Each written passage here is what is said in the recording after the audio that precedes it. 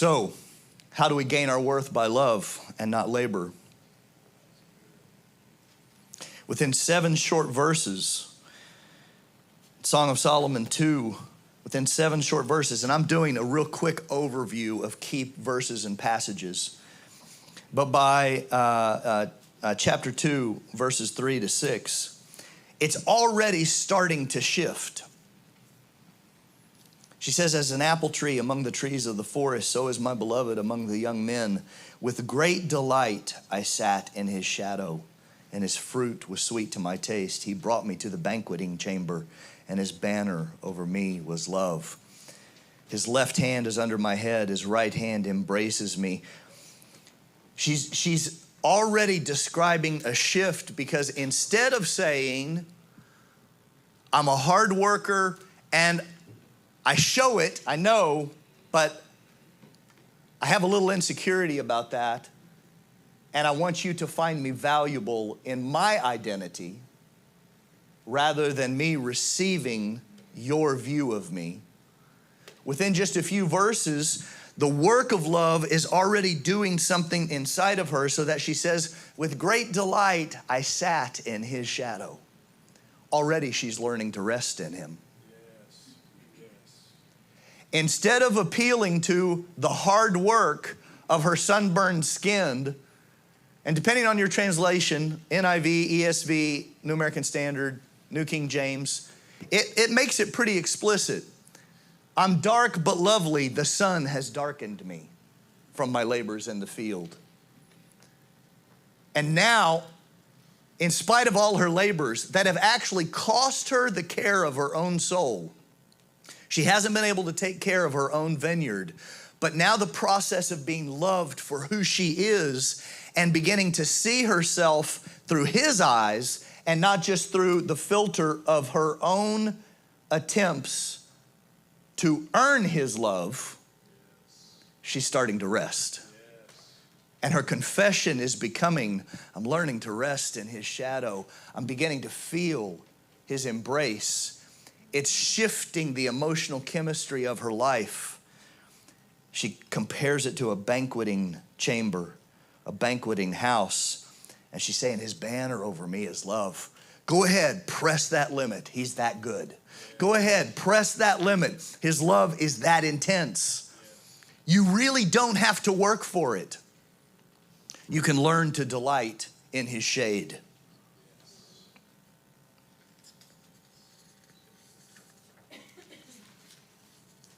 Now we back up to verse 1, very beginning of the book, because it all starts with a kiss.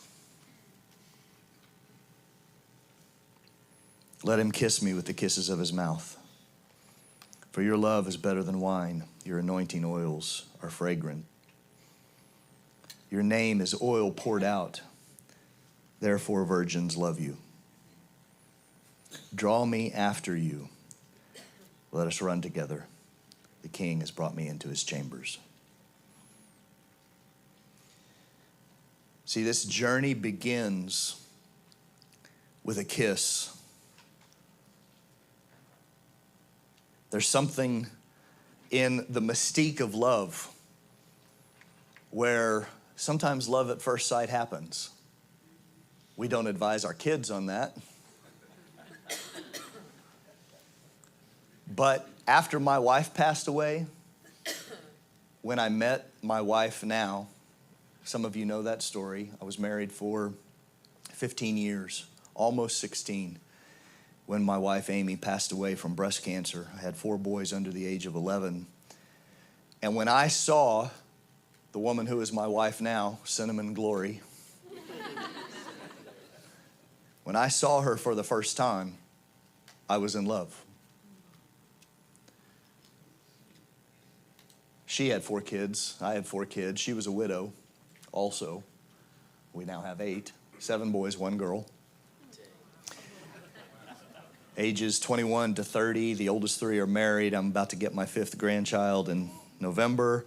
We're going to be raining kids. Song of Solomon is happening all over the place. But there's this mystique of that first glance that we kind of have this ultra idealized romance of the possibility of finding your soulmate with just one glance. Or it's that first kiss. Scientists actually talk about now how kisses, if you've ever kissed someone and been wildly unsatisfied with that kiss. I dated a couple of girls in high school, and one kiss was all I needed to know this is a bad idea. And scientists actually talk about there's chemistry that happens in a kiss that can send signals to the brain and at a very basic biological level speak to compatibility or incompatibility. Now, I don't know how much stock to put in any of that, but I know I fell in love at first sight with both my wives. And I know that a kiss can tell a lot. Call me a romantic, I'm just telling you my experience. And right here, the whole story starts with the kiss of the mouth, which for us, in the interior emotional journey of how we respond to God, is the word touching our heart. Yes. When the kiss of his mouth, when he kisses us with his word, when it touches us, a journey begins. When we really get our eyes opened and there's that chemistry that transpires, the kiss of his word touches us, and it's like wine. It's like the finest oil. There's a moment of revelation, and all of a sudden, we see things we didn't see before. We know things we didn't know before, and we want to know more. Yes. One kiss isn't enough. I want more. The touch of his word on the human soul. Already, she's saying, draw me after you, let us run together. Jesus said, sanctify them, us.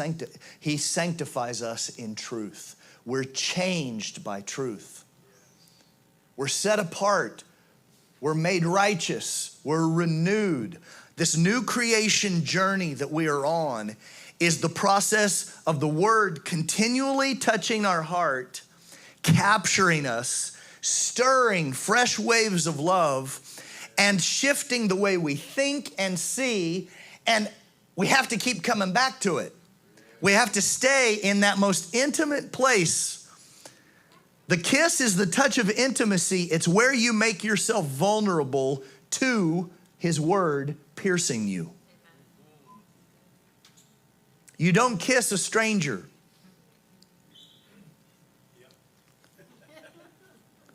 I don't want their lips on mine. You receive the kiss as the intimate investment of one person into another, and his intimate investment is always true. It's always exactly what you need. It's always love. And it's always good beyond good. Her first encounter with the king causes her to realize how unfulfilled her life has been to date.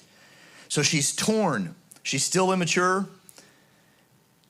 Immediately after this, kiss me with the kisses of your mouth. Your love is so good. Your anointing oils are fragrant. Your name is like oil poured out. Draw me after you, let us run. And it's only a couple verses later that she says, I'm dark but lovely. Because now that truth is touching her in a way that exposes her insecurities, and she wants to kind of bolster and defend her reputation as one being worthy of that love. And the rest of the book is him unraveling that need to perform for love. The rest of the book is him saying, I love you because I'm love, and I find you lovely, and my love will change you.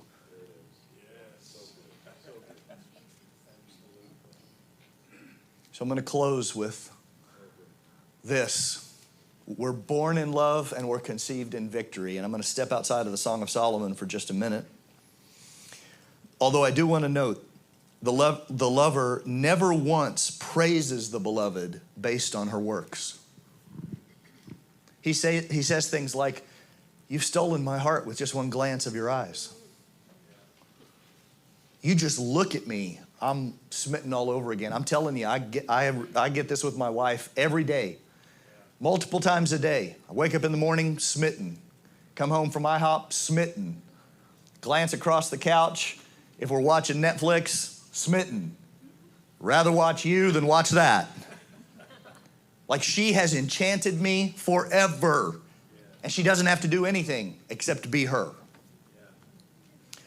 And the intensity of the love of God is saying, I'm coming right at you with that kind of focus, and you don't have to do a thing to earn my love. I am love. You will always be loved at that level, regardless of what you do to earn it. And I'm going to spend the rest of my life loving you to deliver you from thinking that way. Yes. Where did she get this idea then? It says her brothers. If you look in verse 6, my mother's sons, my brothers, were angry with me and made me keeper of the vineyard. In the context of this relationship, the brothers can too often speak of the way we're raised in the church. We are too often raised in a performance mentality that makes us not able to accept the love of God. Our brothers in the church train us, you better work for it and earn it.